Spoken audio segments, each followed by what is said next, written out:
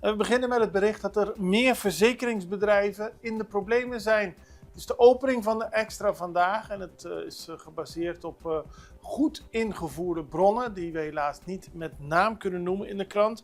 Maar volgens de Extra is er opnieuw een grote speler in de verzekeringswereld die door moeilijke tijden gaat. In dit geval hebben de lokale autoriteiten echter hun les geleerd van het Enya-hoofdstuk en zullen zij niet toestaan dat een dergelijk probleem opnieuw wortel schiet. Extra heeft begrepen dat er een gerenommeerde verzekeringsmaatschappij in de problemen is geraakt met een deel van haar portefeuille. In het geval van Enya waren er ook al lange problemen, maar die hebben te lang voortgesudderd. Daar wil men niet opnieuw naartoe. In ieder geval wordt het in de gaten gehouden. De zaak wordt met argusogen gevolgd om de Enya-nachtmerrie en haar pensioenverzekeringsportefeuille te voorkomen.